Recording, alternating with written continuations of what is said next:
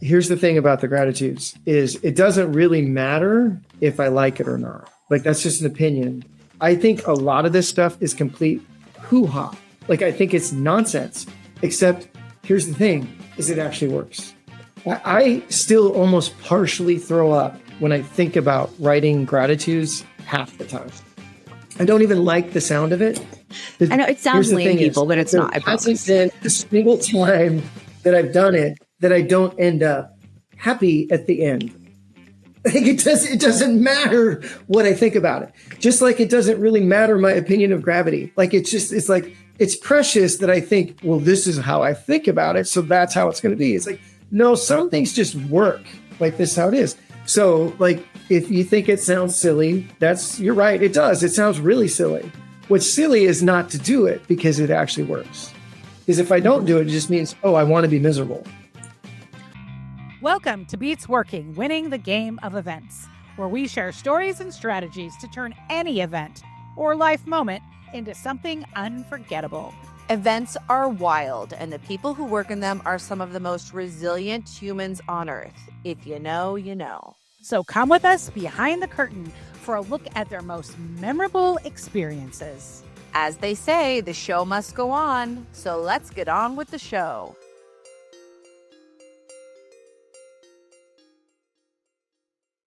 Welcome back to another episode of Beats Working, Winning the Game of Events. I'm Alysse Bryson, one of your co-hosts today, alongside Libby Sundgren. Today's guest isn't just a leader, he's a pattern disruptor. Dan Rogers saw the traditional business playbook and asked, what if work could be where we practice becoming, not just performing? From truck driver to burrito roller to founder of a culture-driven ecosystem, Dan is the owner of Work P2P, the force behind the Sidekick Way, and the original spark for Beats Working. He's building a system where contribution replaces competition and clarity replaces control. Dan, welcome to the show. Thanks for having me. It's great to be here. And Libby, we're always glad you're here. I'm always glad you're here. I'm always glad to be included. Every day I log in and I still have access to my computer. I'm like, oh, they haven't caught on yet. Still tricking them. Dan, when you launched Work P2P, which was formerly known as point-to-point transportation, and in some circles still is, you began practicing the Sidekick Way even before it had that name, like 30 years ago. So where did this come from? And when did you know that it was like a way of life? How did you know that this was going to be what you were put on earth to do? So for as far back as I can remember, I sort of thought the same way. And I always did. I mean, as it related to work, I always got fairly extraordinary results. Like I supervised grown men when I was 17 on work crews, moving furniture and stuff, because I just saw things differently. And it took a while to get like the actions in line. But like the vision was sort of there. And I don't know if I don't know. I just sort of see things differently. But in 1994, I made the direct connection that work was a place that the people that I was working for wanted me to be as effective as I could be. And that effectiveness, if I like the actions that I'm taking, effectiveness and happiness are synonymous. And so I was like, oh, I can actually get paid to practice being effective at work to be more effective in the places that I paid for. And then I was like, oh, getting paid to practice beats working to get paid is where that came from. And so if you talk to people that I worked with in 1994, I said beats working all the time because I would be having a lot of fun. And I'd be like, beats working. And they would just look at me because we were definitely working. Like we were there for sure. We were on the clock.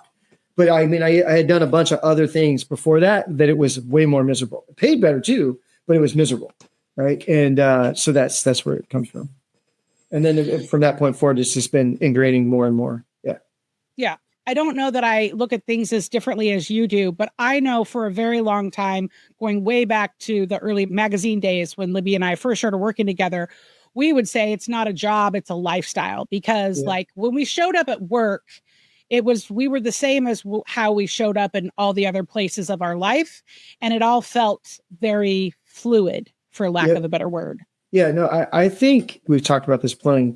So I don't think I invented anything. Like I think I've uncovered things that we all know. And my overwhelming experience is, I'm sure there's probably one out there, but I don't think there's a single individual who can brag about how they've been successful in anything. Forget professional, like whatever walk of life. If they've been successful, if they can brag about it, they're doing the things that we're talking about. What makes it different is that when I got put first in supervisory position and the management positions, then when I bought the thing, I actually designed it to do that. And the people that do it now do it despite the system they're part of, because corporate America absolutely insists that you don't do the things that we're talking about. It can't. It just can't. Fiduciary responsibility to shareholders prevents you from doing the things that we're talking about. So that's the difference. But yeah, no, I think there's no question that virtually every story I've ever heard of someone who's been successful, they're doing the things that we're talking about.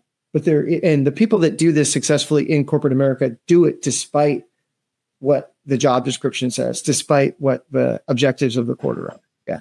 Mm-hmm. That's the difference. When did you realize that you're a systems guy? So when did you start to capture the learning in getting the systems all, not just systematized, but like captured, written down? And we use a top 6 app now to stay, for time management and to stay organized, but you didn't have that 30 years ago. So where did that start? So good, bad, right, or wrong, mostly self-taught in almost everything. And so I'm old enough that they had just introduced computers into school as I was graduating. And so I've never been taking a computers class. And so in 97, I used to borrow the one laptop in the entire Taco Del Mar dynasty. There was a couple desktops in our dynasty, and I would create the process. At first, it was just, this is how we're going to close and open and all that stuff. That's when I first started documenting stuff, because I found out, I had been wildly successful supervising people in manual labor verbally. And then in the restaurants, that didn't work. Like I would talk to them and they're like, oh yeah, sure. And then 2 days later, it was worse than where it started. And so it's like, oh, we need checklists. We need all this other stuff. And so that's where the documentation started. And then when I got back into the shipping business, it was all documented and sort of training the customer service people. Mm-hmm. Yeah. I brought all the documentation really came from Taco Del Mar. I mean, it was my words, and none of it directly applied, but that's just like, oh, if we don't put it in writing, people will never get this. And then I just have to continually learn that, because I just learn at a deeper level what has to be documented. And you guys have been a part of that process where you've helped me uncover, oh, here's some more assumptions that we built into it that we don't know are assumptions. I thought it was completely self-evident, right? Yeah. Mm-hmm. Yeah. So we do document a lot, and my experience has been, while we might not go back and look at everything again, there are parts that we definitely do. So there's a huge value to it for sure. Yeah. And I think there's something to be said for, I was actually talking to somebody earlier today, and they felt like they were fairly clean on something. I was like, we should just write it down. I mean, you can like shred it or burn it afterwards. You don't have to like commit to it, but and there is something to like writing. There's also something to, even if you type it, like locking it in, like you can round edges and change the lighting and all that stuff inside your head, but you put it down one way or another, it's a different thing. And then it was a while ago that I started, I call it fighting for the word, where like I thought I had an understanding. It's like, no, I'm actually going to land it completely. And there's been a couple, we got a little better at it recently, but there was a couple that like I wrestled for like 18 months, not every day, 24 hours a day. But like I'd have to like set it down for a while and come back at it. It was crystal clear in my head, but to actually get it into sentences or some sort of sequence was much, much harder. Yeah. Mm-hmm. So I think the documentation is key. It is. And, as event people, we are familiar with documentation. And I think I shouldn't say this is maybe an assumption, but I think that the most successful event people do have a very strong source of documentation, whether they're Google Driving, Excelling, Word docs, however they're documenting it. I know some folks who work for organizations that have a 75-page document on how to do a 10-person dinner party, depending on which month of the year it is, you know, so you change up the colors or whatever the specific things are. So, yeah, when we did Eve, the little bobbleheads or the bobbleheads, when we were trying to figure out like, well, what should be her swag or whatever, like, we're like, she has to have a clipboard. I love a clipboard. It's a little analog throwback, but it's a checklist.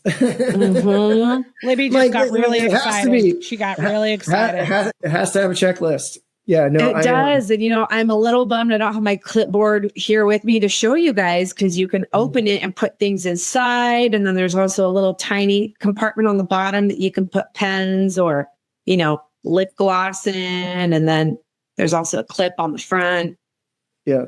So back when I was part of the front lines of the business, there was a couple sort of standard jokes that I knew were going to land every single time. So the first one was easy. It was just way too easy. I'm like, our team is so good. I'm the pretty face. And I mean, to be clear, if you don't know, I'm 5'7" on top of this, right? So it's like, woohoo. Like, so just to be clear. So that landed every time.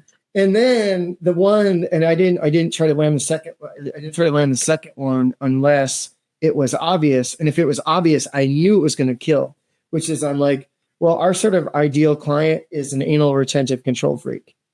And when you say that to an anal retentive control freak, they're like, yes, they take it as the compliment. Me. Thank you. I was like, yeah, we get you. We get you big time. Yeah. Libby's pupils just turned into little hearts. I know. For those of you not watching this is the why video. I work here, because my love for clipboards and documentation and lists is appreciated. Yes.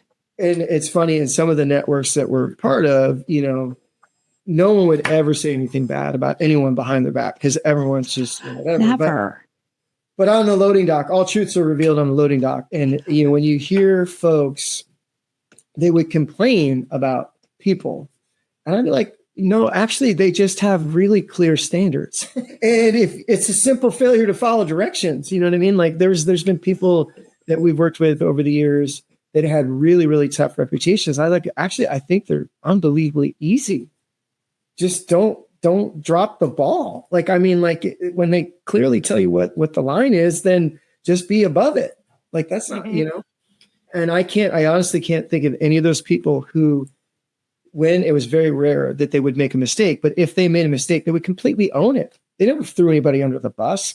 They'd just be like, you know, but if you fell short or someone fell short, they would like let you know. But like that to me is just like, well, what else would you expect? I mean, like, hello, that's not like, that's how it is. We're supposed to be pros at this. Like we're getting paid to practice, but we've definitely done this more than once. So that to me is part of the appeal of the event business, is it's got the show business aspect to it, that it's a whole bunch of people that absolutely insist on the show must go on. We know there's going to be some stuff that we didn't account for, not because we're not experienced, but just because that's just life. And when it is, we just incorporate that into it and we pull it off anyways. If it's something else, then we add it to the checklist or the system, and then it doesn't get us the second time. Yeah. So I think that's what makes this industry so much fun. Can we go back for a minute and I know you've shared this story before, maybe, and I think even on this podcast and in earlier episodes, but to talk about when Point to Point decided to really double down on being an events only shipping and logistics company versus before that you were doing a lot of different things. Yeah. So you talk a little bit about what that process was like and why? Yeah. So in 2007, we were wildly successful. If you looked at us from across the street, we were wildly successful. By September of 2007, I knew that we were going to have our best year top line and best percentage on the bottom. Just lights out. And the years before that did not suck, by the way. Like we were on another run of consecutive Inc. 5000s, and we were doing all sorts of everything. And so, you know, some of us are old enough to remember FedEx used to say when it absolutely positively has to get there. And that was precious. Like we were like when it really absolutely had to, like when you needed stuff to actually land where it's supposed to land, people called us. And so we did all these weird sort of systems things. And a little bit early in 2007, like when we did cell tower component rollouts, which you can think about where cell towers are, they're in the middle of freaking nowhere, and just all this crazy stuff. But we got to the place where I actually ended up hating my job. in September 2007, I absolutely hated my job. I hated it. And by September, I had already like run out of, like, I tried blaming the employees first, because that's the best place to start, because that's just like the easiest one. Except of course you're paying them. So that's sort of like not great, but it's easy. But it didn't get, I mean, it was a lie. So it didn't carry water, but it worked for a day or two. And then I tried blaming the providers because, you know, you pay them too. And so they're easy to blame, but like that doesn't make any sense because you're paying them.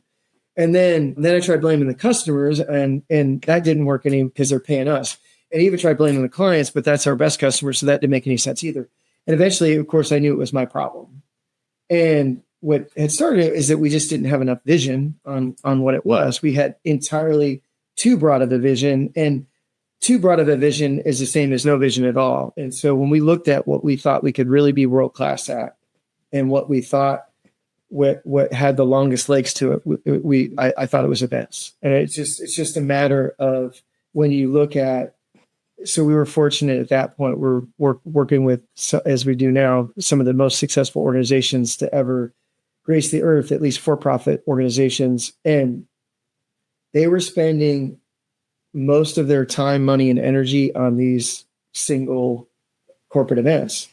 And so, I mean, you know, as much as we can argue about Taylor Swift or Jay-Z or Beyonce or whoever you want to talk about, I mean, they're unbelievably successful and fantastic, but like they're a rounding error on like what a $2 trillion market cap's sales meeting looks like. Like, I mean, it's not even remotely the same. It's not even Little League. I mean, it's not Little League to the pros. It's like, it's not, I mean, it's not even.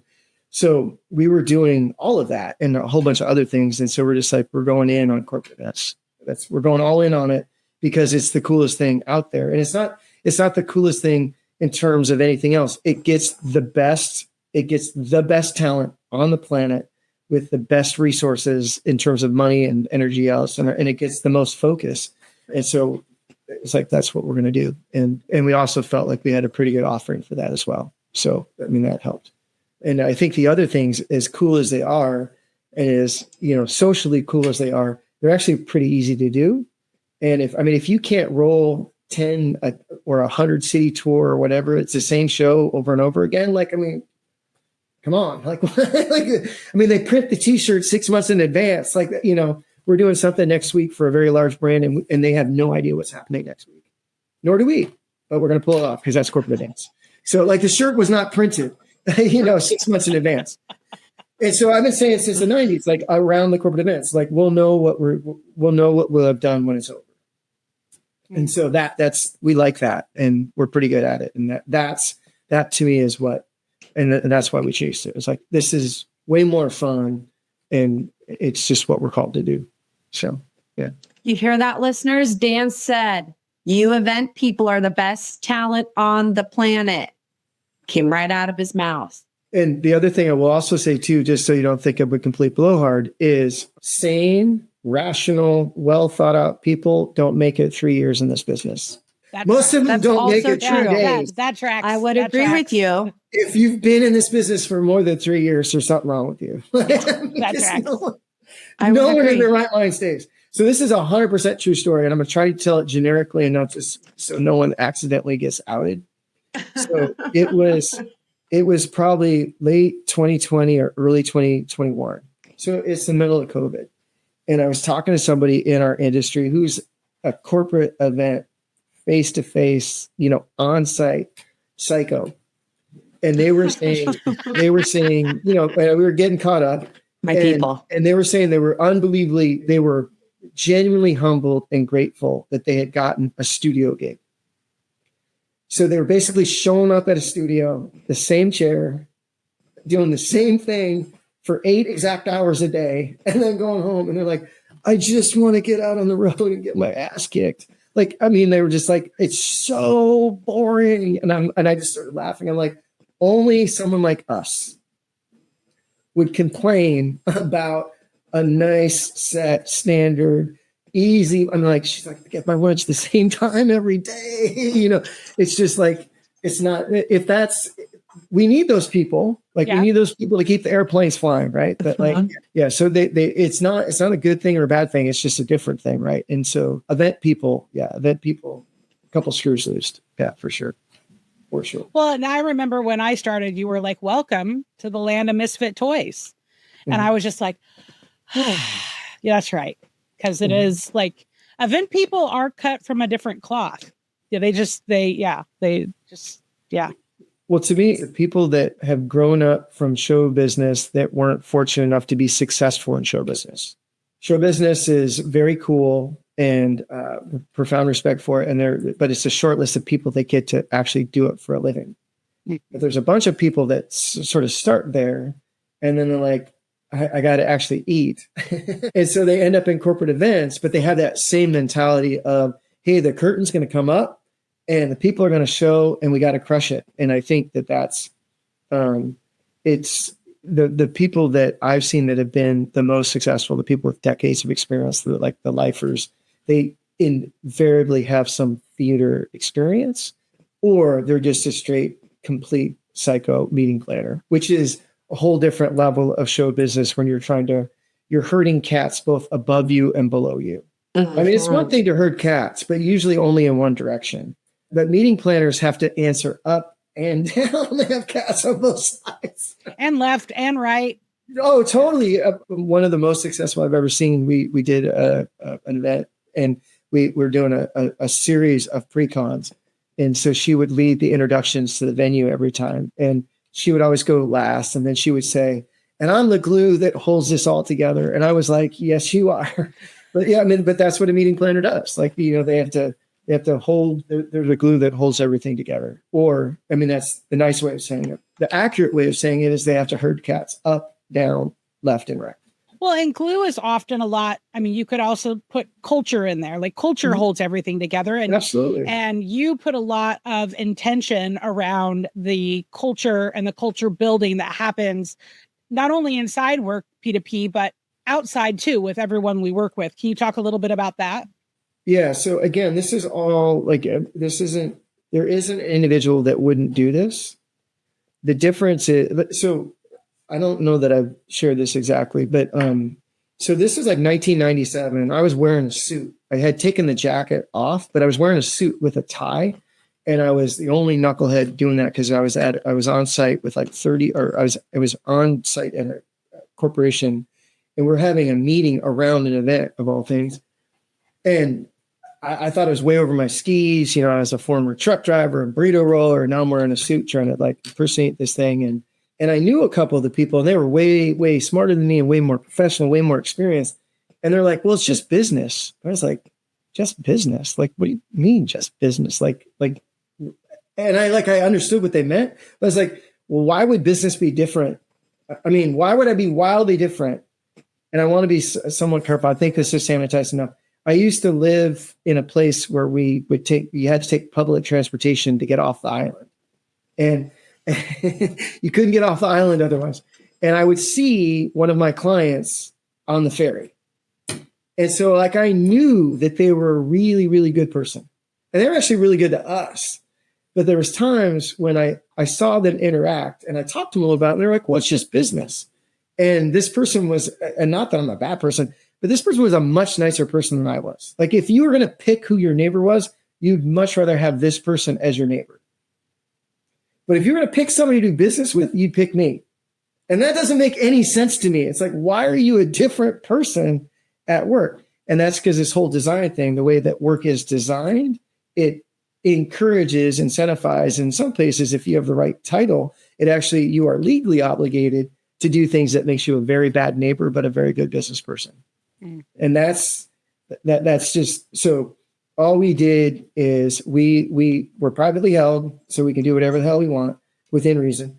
And so we just have policies that actually encourage us to be good neighbors. And so for a very, very long time, we've interacted with our community in a way that makes us a good neighbor. And that just develops a tremendous amount of trust. And I've told this story a bunch of times. It's a little bit of a humble brag, except it's completely true. So we had a large client, they asked me to go, quote unquote, fix a program. And so they paid me to fly down to some place, and I met with these beautiful people, and they walked me through their beautiful office, and they told me what all these different people did. And then we sat down, and they told me what the issue was they walked me through what the problem was. And so I coached them on how to fix the people that were doing the work who looked a lot like the people in our operations department. And the guy was like, okay, well, where do you get paid? And I said, well, look, they've already hired you to do this job. Like, we're not part of it. We're not your provider. I'm not even sure, based on the fact that you have 3 people in that and sitting in there, we shouldn't be your provider. Like, those people look like my ops department. So I will, and you guys know Angela. I called Angela, said, send me the email templates for how we deal with the elephant. And they sent me the email templates, and I coached them up on it. I said, you're just not managing the elephant properly. And the guy was like completely dumbfounded. And I said, they asked me to come fix it. they didn't come take it over. Like, I mean, like, you're not ever going to be my customer. They trust me. Like, all I want, if you ever have a problem again, who's going to call?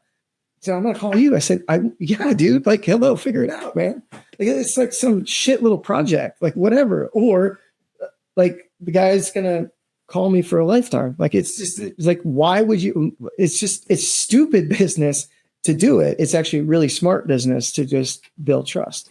And, and like, this is all stuff. It's basic stuff. It's just, we get dollars involved and people start acting like knuckleheads. And whether it's brazen arrogance or extreme faith, we just, more often than not, we're trying to end up, I want to be able to brag to my kids about how we've done this thing. And my kids aren't going to give 2 shits on how much, well, one of them might give 2 shits about how much money we make. I know one of them, we're unclear about one of them. They can figure out for themselves which one's which, but there's definitely one of them that will not be impressed by that part. So, and more importantly, I'm not impressed by that part. I mean, I've had more money than I can spend and been miserable before. So it's not my answer. So anyway. Dan, you've been in the events industry for a long time and have done events all over the world. And there are so many customers at Work P2B that come back year after year, or sometimes month after month. How do you build that kind of loyalty in a customer, in a community, in the people that you work with? Well, so the massive benefit that I had when I got started is I was joining a team and a system that was absolutely world-class. So I won't go through the gory details, but if you go back to when I started on this side, when I went from, as a truck driver, breeder role, and then I got into sales. When I was the sales guy, I was part of a team inside of a company that was absolutely world-class. So it was inside of a system that was absolutely world-class. So, and I knew what we were capable of. Like, so I could walk in and be like, I mean, we were like one of probably realistically like top 10 providers on the West Coast, if not in the country. And I might even be humble bragging. And I was just a knucklehead sales guy. So, I mean, I'm just talking about the savages I was running around with. Mm-hmm. And so we were absolutely world-class. And it wasn't just world-class truck drivers on world-class equipment, which we did have. We had world-class customer service people who didn't learn a damn thing from me. They were world-class when I walked in the door, and we worked for a really awesome and high integrity dude. So like, I mean, it was like, don't F it up, dude. Just like go. And so because I understood what we were capable of, we had this massive success to start. Like, I mean, we stopped outbound calls like right away. People started calling us. And then we had so much success, we had to figure out how to start telling no to people, not because we didn't want to do the business, because they weren't our right fit. Right. And so as we got that part figured out, it was like, oh, we need to just focus on what we're awesome at. And if we continue to focus on what we're awesome at, and then encourage the people that aren't looking for what we're looking for to go to the places that they should go get what they're looking for, then we'll develop that trust and really only work with the people that want our version of awesome. And so we have, and that's when we were in the consulting business, like we free people up. We free up employees, we free up customers. Sometimes customers free us up. If it isn't the right fit, we just move on. It's not worth it. And it's not that somebody's good or bad. It's just, it's the wrong fit. You guys have heard me say it before. I'm like, awesome is scale is a byproduct of awesome. Everything's backwards, right? Everything isn't backwards, but a lot of things are backwards. And so I have been really more obsessed with us being as best as we can, with the idea that will create enough pull that'll take care of it. whether it's coaching that other, coaching that thing the story that I mentioned earlier. I want to protect the innocent here, but like I remember, I mean, we fired customers because we got out of the way. Like, I mean, we have authority to haul freight anywhere on the planet and do all this other stuff, but sometimes customers are so organized, we're not bringing anything to the table. You know what I mean? We're just sort of getting in the way. And when that happens, it's like, hey, look, we're not creating any value here.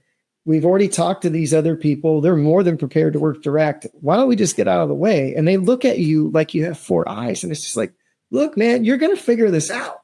Better that we figure it out for you and we still have your trust. And if you want to change how you're organized, then we can come back and do the work. But our providers also trust us that we don't get in the middle of something we're not supposed to do.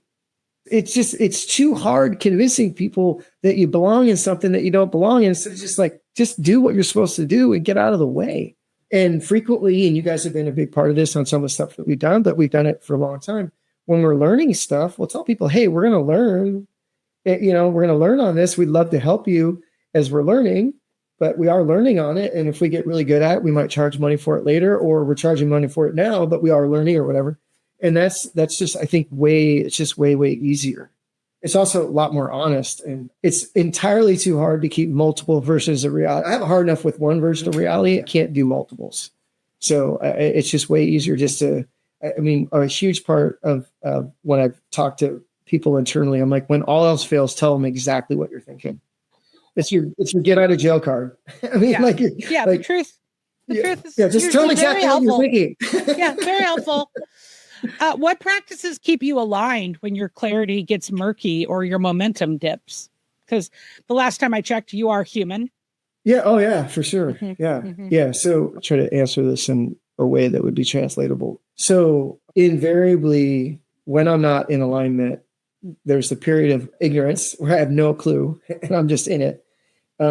Once there's some awareness to it, then it's, I'm in what we call survival thinking. And do I want to abandon that? And my get out of jail card is I look for a paradox. And what paradox does is that's me trying to hold two competitive versions of truth. That just gets me into a state of open-mindedness or receivership to actually let reality in, because survival thinking is me pushing some version of this is how it's supposed to be, which maybe it is, but like the boss hasn't brought that to the table yet. I'm a little ahead of schedule or a little behind schedule or just completely out of my mind. So the paradox helps me open up. Or when in doubt, like, what can I do right now that would just be constructive? Where can I be helpful right now? Mm-hmm. And that has me do all sorts of things, which is unbelievably helpful. That has me folding laundry at 3:30 in the morning. You think he's kidding, but he's not, guys. Yeah. It's really. Yeah. And that ends up, but those are really awesome mornings. It sucks for like 6 seconds. And then you start feeling really good about yourself. And then you start feeling really good about life. And then pretty soon it's all done. And then you go to work and it's fine. Like, yeah, it's that simple. Yeah. It's not hard. It's just impossible to do. It's kind of like how we start the top 6. We'll link to it in the show notes so that everyone here can check out our top 6. So it's going to be an app called the Intentional Sidekick. When you start with gratitudes, which, yes, folding laundry might not necessarily seem like a gratitude, but you're really good at it. You're so good at folding those clothes. And when you list those things that you feel good about, you're grateful for, it really shifts the way that your day looks and the way that your day is going to play out. And I'm not a negative person, but so I feel like I've always been fairly positive. But one of the practices that we do here as a company is starting with gratitudes in your top 6. And it really does help me frame my day in a good way. So, well, and I also like it because I almost take it like a challenge or a game, because some people could just put the same 3 things every day and check a box and move on. But it's like, and not to say that I'm not grateful for my dog every day or electricity every day, but I like to try to mix it up and see how many days in a row I can go without repeating something over and over again. Doesn't mean that repeating it is bad. It's just, I like to bring my consciousness to a place of how much I have to be grateful for. Even when you talk about doing laundry, like I'm really grateful for clothes. Okay. I'm not someone who wants to walk around naked like ever. So I'm really grateful for clothes, and I'm really grateful that other people make them and I can buy them and wear them, So that's so interesting because, I usually put kind of the same things. I mean, it's always coffee because I always do this obviously in the morning when I first sit down. It's usually early, like 5 something or maybe 6. Coffee's always on there. And then usually like the room I sit in has lots of windows, looks out into the backyard. Like that's always somehow makes it in there. And then the third thing kind of varies. The second and third vary, but coffee's always in there.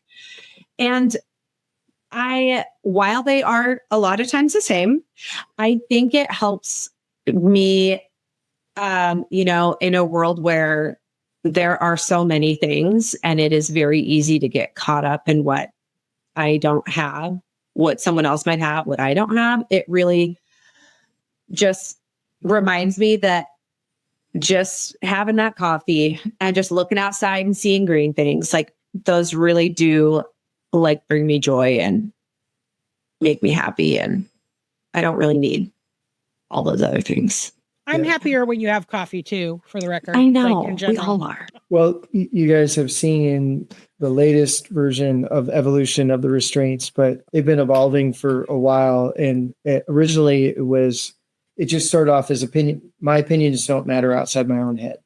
I used to remind myself of that, and it's evolved into something else now. But here's the thing about the gratitudes is it doesn't really matter if I like it or not. Like that's just an opinion. I think a lot of this stuff is complete hoo-ha. Like I think it's nonsense, except here's the thing is it actually works. I still almost partially throw up when I think about writing gratitudes half the time. I don't even like the sound of it. I know it sounds lame, people, but it's not. I promise. Been a single time that I've done it that I don't end up happy at the end. I think it doesn't matter what I think about it. Just like it doesn't really matter my opinion of gravity. Like it's precious that I think, well, this is how I think about it. So that's how it's going to be. It's like, no, some things just work. Like this is how it is. So like, if you think it sounds silly, you're right. It does. It sounds really silly. What's silly is not to do it because it actually works. Because if I don't do it, it just means, I want to be miserable. Well, and I'm gonna out a coworker, and I think he would be okay with it. Richard Miller, he has been on the podcast before in an episode with Maria. Definitely go back and listen to it if you haven't heard that one already. But I can remember being in a leadership meeting and him vocalizing that he doesn't love being grateful. He lists the same things every day. And if you've met Richard, this is totally on brand for Richard. But I think I am not lying. I think I am a truth teller when I say Richard now months later after the practice of being gratitude, not only does he, I think, enjoy it, but I think he's now ventured out and is grateful for more than just the same 3 things every day. Right, Dan? Mm-hmm. Yeah, no, I don't think we're outing him. Yeah, no. Yeah. I think what's in both cases, whether you just do the same ones every day or not, or I love the idea of trying to find something else, see how far you can go. I think in both cases, it works unbelievably well. It just does. Like it just does. And it just goes to show, to me, it's another piece of evidence that the greatest gift that we have is the gift of our attention. Mm-hmm. Mm-hmm. Where we place that attention completely dictates how we see the world. And a gratitude in and of itself, it's not just that we're looking at things positive. We're just actually looking at what is here. Isn't that incredibly just magnanimous of us to just go, let me just accept how this thing is. I mean, oh my God. Yeah. And then we get the benefit of actually feeling good. It would just be, when you really think about how small we are in the grand scheme of things, you would think it would just be survival. Like, hey, it's just a good survival instinct not to push nonsense into reality, to just sort of take reality for what it is, and you don't die. Like that would be the benefit, is that you just get to breathe air for another second. We get way more than that. We actually get joy. Like, boss is super generous. Yeah. So. I have a question. So the gratitudes have been in there for a very long time, longer than I've been with the company. But recently, in the last few months, you added the 6-word update. Can you talk a little bit about that and what the intention is behind a 6-word update? Yeah, so I don't remember exactly who we copied that one. So we got another restraint that says copy the most effective. I don't remember it definitely was not mine. And it originally is Ernest Hemingway who came up with the idea of a 6-word story and what you can actually transmit in 6 words. I've done some stuff where we used to do a 1-word update. There's a lot of people that do 1-word updates. But somewhere I was in a cohort where we did a 6-word update, and it was amazing, the vision bomb or the wisdom bombs that people would drop. The succinctness that it forces itself, like you try to tell like where you're at in this moment, or you can answer any question really you want with just 6 words. But if you practice it at all, I mean, even people that like, I'm not a writer, I'm not creative or whatever, like everybody ends up, I mean, I don't think it was the first time I did it, but the last time I did it with a group of people on a regular basis was this thing. There was about 30 of us, and virtually every single person started just dropping absolute wisdom bombs. Maybe not every single time, but it's just amazing. And we see it internally. And like, we know our coworkers, like there's some that are more woo-woo-y than others. And some people are like we're not all the same person, and people be dropping some hardcore truth in those 6-word updates. So I think that it's just another great focusing exercise of really forcing us to say, okay, what are the 6 words that capture where I'm at? So, yeah, even if it isn't a big wisdom bomb, even if it's just hey, this is where I'm at, or Friday really matters. Yes, indeed. I know that we could keep talking forever and ever, but we are trying to keep these episodes shorter. So as we wind down, could you give our listeners maybe one tip or something to walk away with to maybe practice in the next week that they could implement into their schedule that could make a difference? So what I would say is, I absolutely guarantee if something in your life is not going well, you're focusing on what's missing. And we could do it a different way, and I could reveal it a little differently, but that's just a cut to the chase.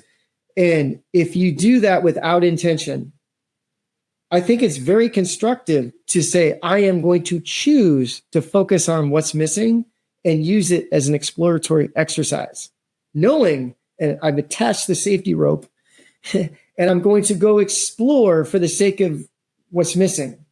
If I have no awareness that I'm focusing on what's missing, it will lead to misery. Mm-hmm. Mm-hmm. It will absolutely lead to misery. Guaranteed. Yeah. Guaranteed. Yeah. So that was my one tip. Is just be intense with your focus on what's missing. That is a great tip. And I can share a personal experience that I had with that with you recently.